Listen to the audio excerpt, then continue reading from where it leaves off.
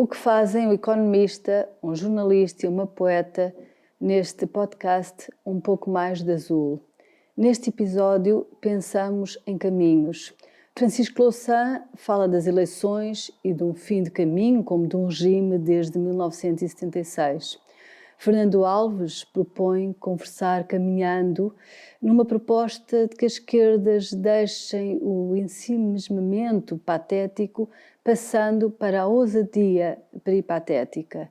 Eu, falando da exposição que está na Gulbenkian de Maria Lamas, As Mulheres de Maria Lamas, não vou falar de eleições, falando.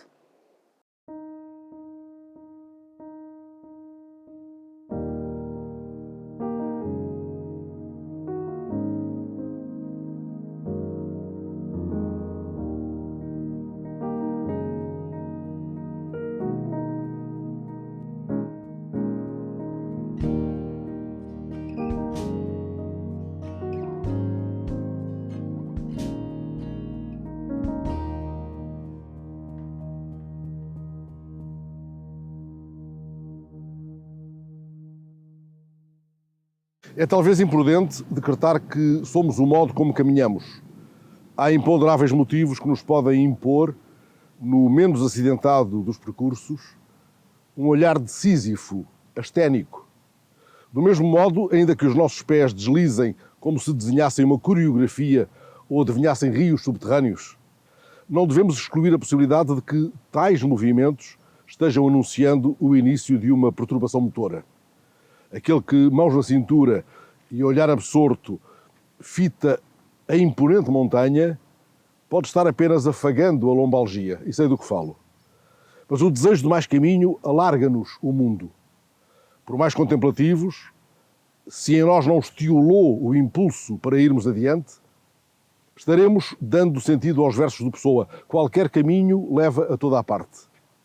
Uns versos adiante, o poeta ampara o olhar à esquadria da janela.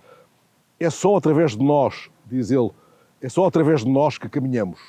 Mas de novo nos arrebata. Ir é ser. Não parar é ter razão.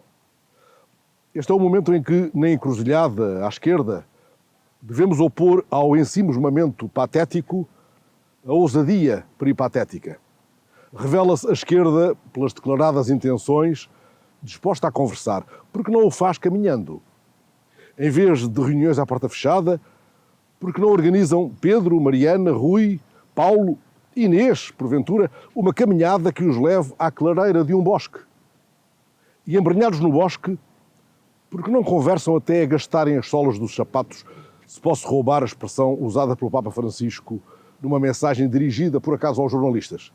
Nessa mensagem, de há 3 anos, o Papa desafiava os jornalistas a que saíssem das redações e se movessem, indo ao encontro das pessoas, escutando o que elas reclamam. Parece mais fácil, desta vez, a tarefa dos responsáveis políticos da esquerda. Confirmada a urgência de uma conversa sobre caminhos futuros, por que não conversam, caminhando? Faço a pergunta lembrando-me do que escreveu no livro A Arte de Caminhar Erling Kagge, o primeiro homem a atingir sozinho o Polo Sul. A maneira como uma pessoa caminha, escreve ele, pode dizer-nos mais sobre ela do que o seu rosto. Habituados a tanta conversa mole, a tanta conversa que não anda nem desanda, pode acontecer que os dirigentes da esquerda tenham um sucesso discutindo onde nos levam os caminhos, caminhando. Afinal, como lembra Erling Kagge, caminhar é uma das coisas mais radicais que podemos fazer. Talvez da conversa tão necessária possa sair um primeiro teste à seriedade das declaradas intenções de convergência. Talvez seja possível vermos daqui a um mês os dirigentes de todos os partidos da esquerda encabeçando lado a lado, fraternalmente, sem palavras de ordem divisivas, o grande desfile com o qual celebraremos 50 anos de liberdade e de democracia, agora que ambas se revelam bastante ameaçadas.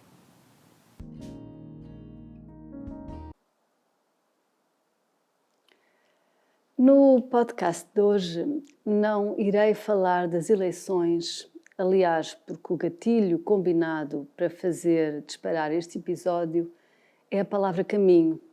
Sim, o caminho, o tal caminho que se faz a andar, como no poema de António Machado e que de tanto repetido se tornou já bordão de linguagem, lugar muito comum e até por isso quase esvaziado. Mas desse breve poema de Machado ainda há outras palavras que eu posso convocar, por exemplo estas: a andar se faz o caminho e voltando a vista atrás se vê a senda que não se há de voltar a pisar. Estes 4 versos falam-me de memória e atenção que eu continuo a não falar de eleições. É que a memória dos passos pisados é o único caminho que nos faz seguir avante sem que se perca o sentido dos lugares de onde se vem.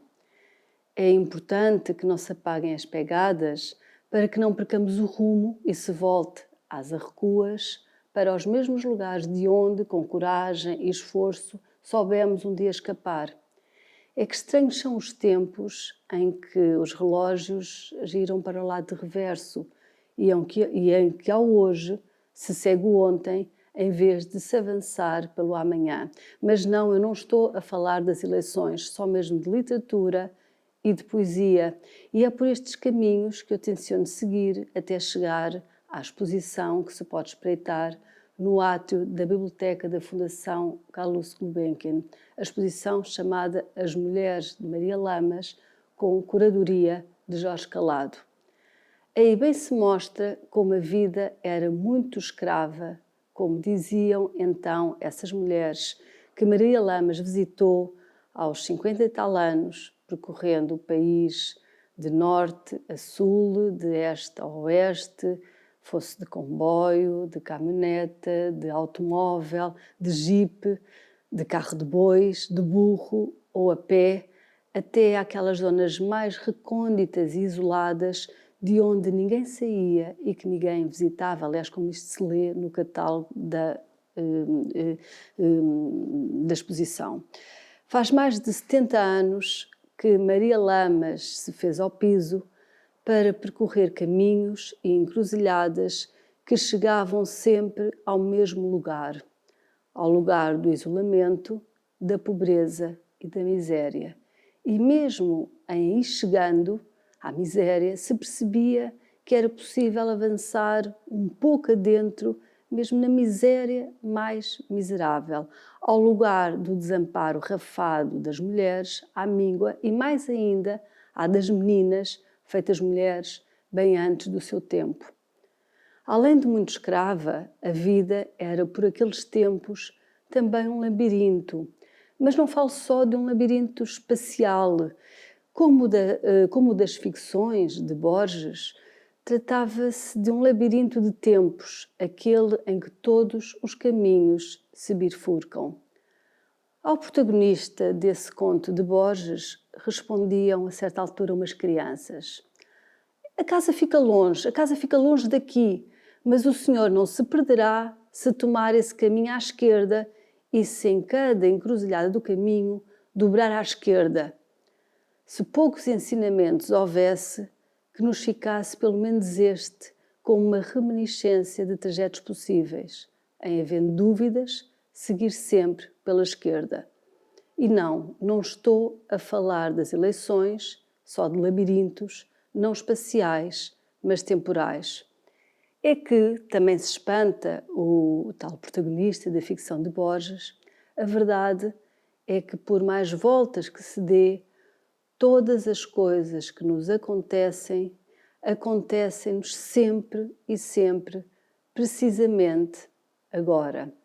E a verdade é que o Portugal de hoje, ou lá como se chama este troço de tempo esburacado em que estacionamos os passos, o Portugal de hoje não soube fazer-se ao caminho. Não falo das eleições. Estou mesmo só a falar da exposição na Gulbenkian de Maria Lamas e também de poesia e de literatura, claro.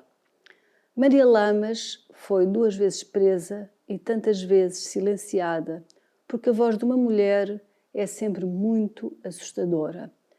Lembra a poeta e ensaísta Anne Carson, que, estou a citar, lembra-nos ela que pôr uma porta na boca feminina tem sido um importante projeto da cultura patriarcal desde a antiguidade até ao presente. A sua principal tática é uma associação ideológica do som feminino com monstruosidade, desordem e morte. E pior ainda, se uma voz feminina dá voz ainda a outras mulheres. Maria Lamas foi responsável pelo primeiro retrato literal e metafórico, da condição feminina de um Portugal atrasado e enxovalhado. Explica, aliás, no catálogo de exposição, que está aqui, explica no catálogo de exposição Jorge Calado o seguinte: que eu saiba, a obra-prima de Maria Lamas é o primeiro retrato no feminino em qualquer parte do mundo. São 471 páginas de texto ilustradas com 589 fotografias e 9 reproduções extra-texto e pinturas. Maria Lamas, diz-nos ele, optou por um misto da estrutura geográfica do país com a diversidade ocupacional das mulheres. E acrescenta Jorge Calado, não digo profissional, um termo que é aplicável ao homem, porque nessa época a mulher era pau para toda a colher. E percorrendo a exposição, passando pelos diferentes espaços e atravessando os tempos, percebemos como é frágil o equilíbrio do mundo se apagarmos as pegadas que nos permitiram chegar até aqui, mesmo sabendo que há muito e muito horizonte ainda até onde caminhar. Lê-se na legenda de uma destas fotografias que se apresenta na exposição. Pequenita de 5 anos, de Miranda do Douro, substitui a mãe quando esta vai trabalhar no campo, trazendo às costas o irmão de 8 meses, seguro com o chile. Outra imagem, outra fotografia, mostra o corpo de uma mulher sem rosto, coberta que está de um volumoso feixe de mato que carrega sobre a cabeça. Maria Lamas, nos anos 30, já levara a cabo outra exposição intitulada Sejamos Inteligentemente Mulheres, dando conta do certame das mulheres portuguesas, desde o trabalho manual ao intelectual, do artesanato à literatura e à arte. De 1929 é também o ensaio de Virginia Woolf, que reivindica para a escrita feminina um quarto que seja seu. Antes mesmo de um espaço que fosse seu, difícil foi adquirir para a mulher, especificamente para a mulher poeta, um nome, somente um nome que fosse seu. Aidos, o nome grego para poeta, significava simplesmente homem cantor, sem margem para a possibilidade de assumir o canto poético feminino. Como se denominaria afinal Safo a si mesma? Pergunta-se a ensaísta e classicista Emile Husserl neste livro Como é que as mulheres se tornaram poetas. É que sem um espaço que seja o seu, sem um nome que seja o seu, sem uma voz que seja a sua, é difícil para a mulher ocupar um lugar que seja o seu. Hoje são, de facto, mais modernos e cheios de leveza os modos de calar a voz feminina e de apagar as marcas de memória do passado. Nem mais um tostão para a ideologia de género apregoava com despudor um partido de atrevidíssima ignorância. E sim, também falo das eleições e de política. E também disso se fala e sempre quando se fala de poesia. É que os poetas, acreditem, são sempre os primeiros a saber das dores do mundo e também dos países. E nós vivemos um tempo de funda tristeza. E também isto porque se foi, e foi muito antes da sua hora, prematuramente, um dos mais importantes poetas da literatura portuguesa contemporânea, Nuno Júdice. Gostava de lembrar um seu poema, é um poema de 2008, do livro A Matéria do Poema, mas apesar de ser de 2008, é um poema visionário, podia ser mesmo de 10 de março, a data das eleições. E sim, quando falo de poemas, também falo de eleições. O poema chama-se Democracia. Democracia. Fui dar com a democracia embalsamada como o cadáver de Lenin a cheirar a formol e água rás numa cave da Europa. Despejavam-lhe por cima ungüentos e colónias, queimavam-lhe incenso e haxixe, rezavam-lhe as obras completas de Rousseau, do Victor Hugo, e o corpo não se mexia. Gritavam-lhe a liberdade, a igualdade, a fraternidade, e a pobre morta cheirava a cemitério como se esperasse autópsias que não vinham, relatórios, ADNs que lhe dessem família e descendência. Esperei que todos saíssem ao pé dela, espreitei-lhe o fundo de um olho e vi que mexia. Peguei-lhe na mão, pedi-lhe que acordasse e vi-a tremer os lábios dizendo qualquer coisa. Um testamento? A última verdade do mundo? Que queres? Perguntei-lhe. E ela, quase viva, um cigarro. Como ficou claro na apresentação da Rita, o episódio de Um Pouco Mais de Azul de hoje dedica-se aos caminhos. Eu apresentarei brevemente uma referência ao apiadeiro em que estamos neste caminho, os resultados das eleições da passada semana, para depois comentar, em segundo lugar, a evolução do regime que nos trouxe até aqui, esse caminho mais longo. E, finalmente, direi alguma coisa sobre os próximos passos neste percurso que vamos percorrendo, 25 de Abril e as eleições europeias. E, finalmente, 2 palavras sobre livros que nos lembram a tragédia que vivemos em Gaza ou que nos lembram um grande poeta que desapareceu agora, Nuno Judice. Mas o meu primeiro comentário é sobre como chegámos aqui. E para isso deixaria só 5 notas sobre os resultados das eleições, têm sido, aliás, tão comentados e tão dissecados. Primeira nota, a Aliança Democrática, que sai dos resultados das eleições, e quando estiverem contados os votos da imigração, assim se confirmará, um pouco à frente do Partido Socialista, perdeu a sua força de representação. Na verdade, consegue menos votos do que Rui Rio e o CDS de há pouco tempo atrás. É, portanto, desse ponto de vista, uma vitória de pirro, num contexto em que o Partido Socialista perdeu 500 mil de votos e desceu para menos de 30%. Primeira nota, portanto, a AD ganha perdendo. Em segundo lugar, a grande mudança destas eleições é, evidentemente, o 1 milhão de votos que o Chega obtém. Surgiram a esse respeito alguns comentários que creio que estão errados, o principal dos quais tem sido indicar que o Chega teria ganho o espaço social da representação que tradicionalmente foi expresso eleitoralmente pelo Partido Comunista Português. Isso tem muito pouca adesão à realidade. Se virmos as transferências de votos ou as indicações da evolução dos votos, o PCP perdeu 10 mil votos em Lisboa e o Chega ganhou 132 mil votos. Portanto, não é possível interpretar o sucesso do Chega como o insucesso do PCP.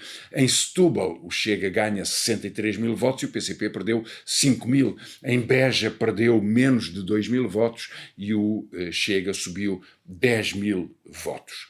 Onde o Chega foi buscar votos foi, em grande medida, à abstenção. Certamente o seu apoio fundamental foi de pessoas que não tinham vindo a votar nas últimas eleições, senão mesmo há bastante tempo, e que desta vez se quiseram pronunciar por esta polarização nova que surgiu nas eleições. E em segundo lugar, na verdade, o Chega terá ido buscar votos ao Partido Socialista. Pode ser que em alguma medida também ao PSD ou ao antigo CDS, mas foi sobretudo aos votos da abstenção e do Partido Socialista que foi mobilizar o seu eleitorado e consolidá-lo politicamente neste contexto. Em terceira nota, isto significa, tanto pelos fracos resultados da AD, pela enorme derrota do Partido Socialista, pela vitória do Chega, uma deslocação da política da esquerda para o centro e, na verdade, do centro para a direita e da direita para a extrema-direita. Grandes consequências resultam daqui, já direi alguma coisa sobre isso. 2 notas finalmente, para particularidades destas eleições. O LIVRE passa a 4 deputados. Na verdade, já houve 4 deputados num espaço alternativo ou diferente dos partidos que tinham vindo a ganhar lugar desde ao longo do século XXI. O PAN já tinha eleito 4 deputados. O livro tem certamente características políticas diferentes, mas percebe-se que há um lugar de não identificação com os partidos da esquerda ou com os partidos do centro-esquerda ou do centro, como o Partido Socialista, que tem vindo a expressar-se de várias formas, agora foi através do livro. E última e quinta nota sobre estes resultados, este apiadeiro no longo caminho que as eleições também representam, é a distorção da representação de género. Nunca, em nenhuma eleição até agora, tinha sido tão claro que as mulheres tendem a votar mais à esquerda e os homens a votar mais à direita. Enormes diferenciações, evidentemente, em função, nomeadamente, dos escalões etários, mas, por exemplo, a votação do PAN ou a votação do Bloco de Esquerda, em que há quase 2/3 de voto de mulheres, ou seja, quase o dobro de mulheres que votam no Bloco de Esquerda do que os homens que nele votaram, são indicadores que correspondem muito a tendências internacionais. As mulheres têm votado mais à esquerda, os homens têm votado por posições mais conservadoras. Se só os homens votassem, Trump teria ganho com uma enorme vantagem. Com a votação das mulheres, acabou por ser Biden que ganhou as eleições de 2020, e o mesmo se passa em alguns outros contextos eleitorais. Foi então aqui que chegamos. Mas qual foi o caminho? O que é que nos trouxe até aqui e, em função desse caminho, para onde é que podemos ir? Eu creio que as alterações mais importantes que estas eleições registam é o processo de esgotamento do regime criado desde 1976, do regime que resultou da queda da ditadura e do processo revolucionário em 74 e 75, e que depois com a estabilização constitucional a partir de 1976. São, portanto, quase 50 anos, enfim, que se comemoram no próximo 25 de Abril, com um longuíssimo período de estabilidade constitucional, de grandes alterações políticas, grandes disputas, grandes conflitos, mas num quadro político que se manteve no mesmo regime. Esse regime está hoje em crise. Ele baseava-se na existência de dois grandes partidos referenciais, o PS e o PSD, que se aproximavam em questões fundamentais, aproximaram-se momentaneamente num governo comum, o governo do Bloco Central, mas na verdade aquilo que os unia era uma gestão política muito próxima, tanto no plano económico como no plano da estratégia de desenvolvimento para o país, da ideia do país, que era resumida no projeto da integração europeia e, portanto, que no desenvolvimento do que tem vindo a ser a participação de Portugal na União Europeia. Isso cristalizava a organização do regime.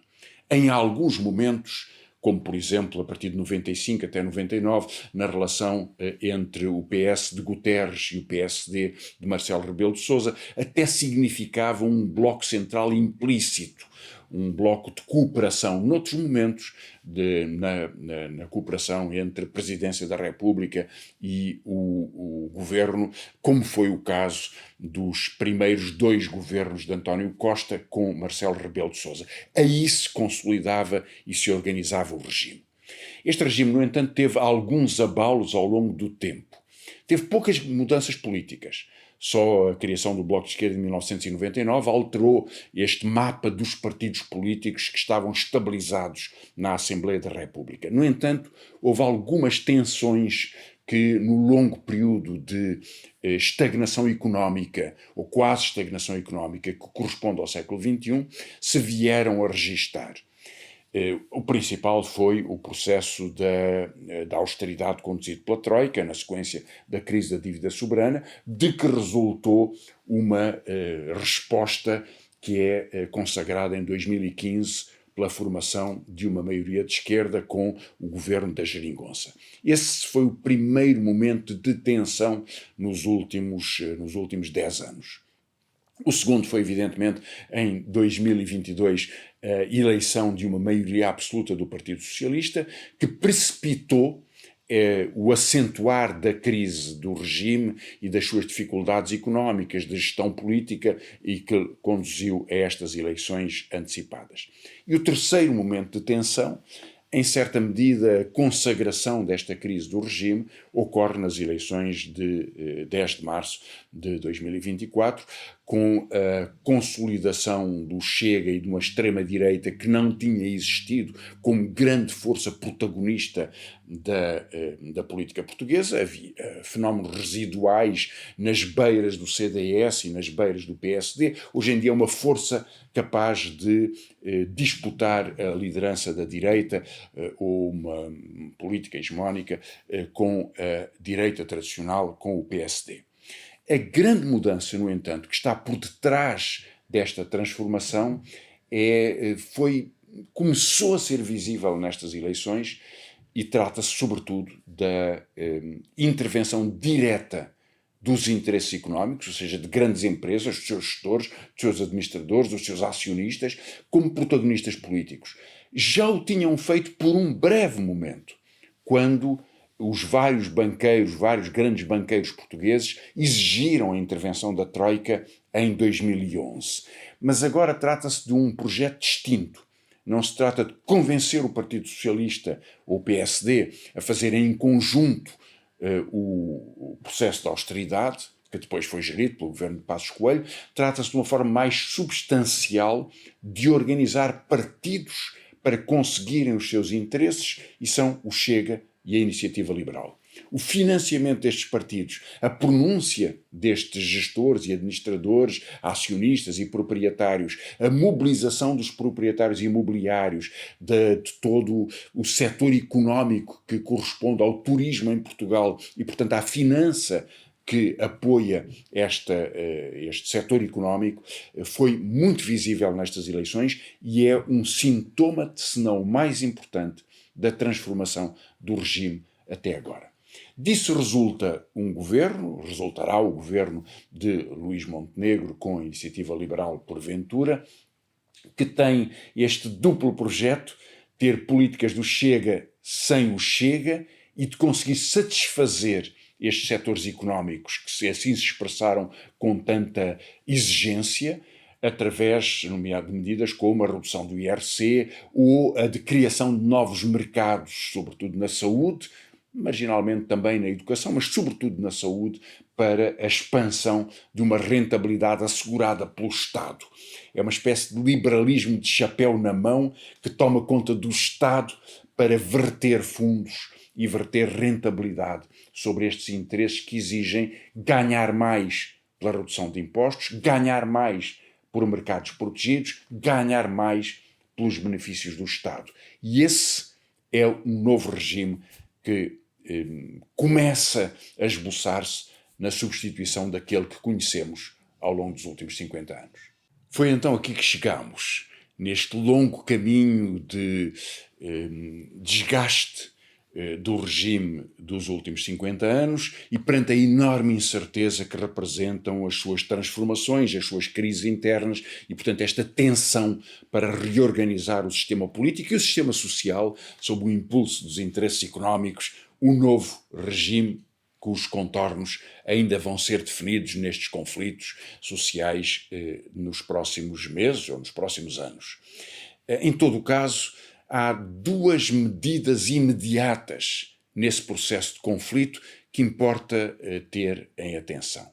A primeira é a resposta popular, a mobilização, a capacidade de unidade de caminho de partidos, de movimentos, de forças sociais, da expressão popular, sobretudo, que se pode manifestar no próximo 25 de Abril. Pelos 50 anos, pela data simbólica, pela representação simbólica, mas, sobretudo, pelo orgulho da democracia, pela vontade de a restabelecer como uma condição de vida e de confiança da parte da população que está nesta encruzilhada das ameaças com o ascenso da direita e da extrema-direita. Nesse contexto, a manifestação do 25 de Abril, todas as comemorações, porque há muitos colóquios, conferências, iniciativas, atos culturais que de todas as formas irão evocar e representar essa alegria do 25 de Abril. Em todo esse contexto, a manifestação das cidades portuguesas no dia 25 de Abril será um momento extraordinário da convergência popular para responder a estes desafios e às ameaças, aos perigos, aos medos e também para contrariá-los com a afirmação da vontade, da confiança e da alegria popular. O 25 de Abril é, por isso, o primeiro grande momento de resposta às eleições de 10 de março. É um pouco o pós-eleições, é o princípio de uma nova mobilização neste contexto. O segundo momento serão as eleições europeias. E eu queria registar só, porque depois falarei com mais tempo sobre a evolução da Europa, as suas contradições, as suas dificuldades, nomeadamente perante a guerra de Gaza, perante a guerra da Ucrânia, perante as suas dificuldades económicas e de gestão política, mas queria simplesmente sublinhar 3 alterações no mapa político que se vai expressar nas eleições europeias. O primeiro é um fracasso do centro. Por qualquer razão política de fragilidade das suas lideranças, depois do desaparecimento da liderança de Merkel, que fazia da Alemanha o polo político determinante das eleições, da política europeia, foi em Macron que se concentrou este centro político. E Macron conduziu a uma derrota flagrante. A França será, aliás, o primeiro dos grandes países, enfim, na Itália isso já aconteceu, mas os países que constituíram a União Europeia, a Alemanha e a França, será a França o primeiro que pode vir a ser ganho eleitoralmente pela extrema-direita, e estas eleições europeias serão um indicador potencial desse risco. O colapso do centro, dirigido por Macron, com a parceria, aliás, da social-democracia europeia, que muito apostou em Macron como seu aliado preferencial, é a primeira característica da mudança deste mapa político. O segundo é a disputa entre 3 extremas-direitas.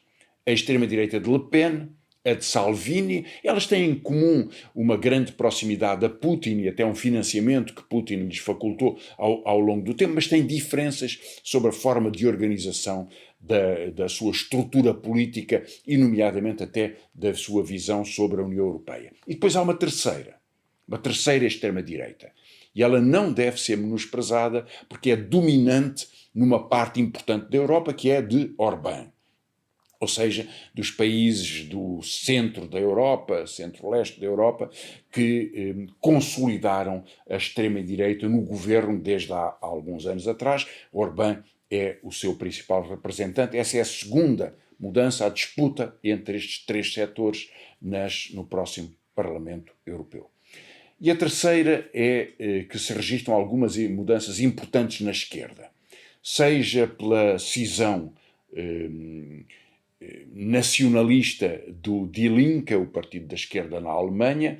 Essa cisão é dirigida por Sarah Wagenknecht, que era sua deputada e, aliás, que teve um papel dirigente importante no Die Linke e que tem vindo a procurar trazer uma parte da esquerda alemã para posições mais nacionalistas e até anti-imigração. E essa é uma mudança expressiva num país como na Alemanha. O segundo fator de tensão entre as esquerdas europeias é a ruptura entre o Sumar de Yolanda Díaz e o Podemos de Pablo Iglesias, que tem consequências noutros países da Europa, visto que as dificuldades de relacionamento de setores de esquerda que estiveram unidos, que se aproximaram e que vieram a divergir.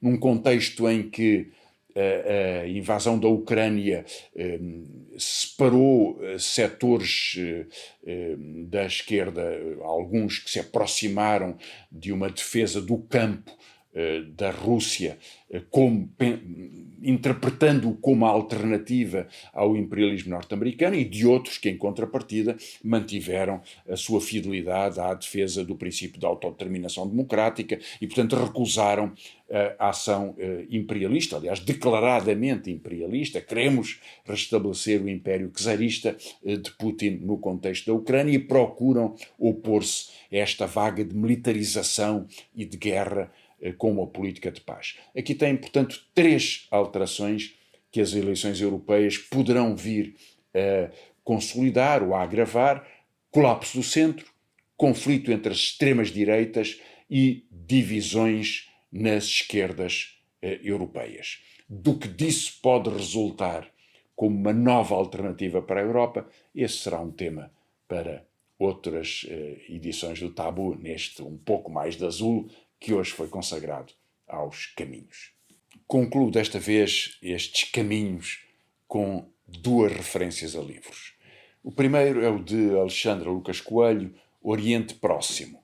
É um livro que já tem alguns anos, mas precisamente por essa distância do tempo, caminho longo, ele pode ajudar-nos a compreender, nesta sua reedição, que acabou de ser lançada há poucas semanas, pode-nos ajudar a compreender o drama do Oriente e, em particular, da Palestina sacrificada por guerras eternas. Em particular a destruição de Gaza, o genocídio, o massacre que ocorre contra a população de Gaza, que está a atingir níveis inimagináveis no princípio desta guerra há 4 meses atrás, pode ser bem compreendido pela história que Alexandra Lucas Coelho nos conta como grande repórter, como grande jornalista e como grande escritora, com o encanto de quem conhece a cultura, a história, os dramas e as pessoas que vivem naquela região. Oriente Próximo é, portanto, a minha primeira recomendação. A segunda é uma memória. Morreu Nuno Judice, um poeta consagrado, poeta traduzido, um poeta sensível, cujos livros, ao longo de uma longa carreira literária, foram expressivos de um cuidado no uso das palavras. Eu queria, a esse respeito, lembrar um dos seus livros, O Mito da Europa, que já tem alguns anos, mas que termina com um longo poema, O Mito da Europa, que dá nome ao livro e que, em alguma medida, resume aonde chegou este poeta. Libertei-me do garrote do tempo. Empurrei o portão que me abriu os caminhos do nada, e em cada um deles vi as colunas de templos esvaziados de Deus, as bancas de praças que os vendedores abandonaram, janelas de onde já ninguém espreita quem passa pela rua que deixou de existir. Como se tudo estivesse por construir, e tudo obedecesse a um plano que ninguém conhece. Eu aqui, nos caminhos do mundo, ao encontro das bocas que perderam a voz. Nuno Judice. E foi assim que caminhámos neste 5º episódio do podcast Um Pouco Mais de Azul. Podem seguir-nos nas plataformas de podcast habituais.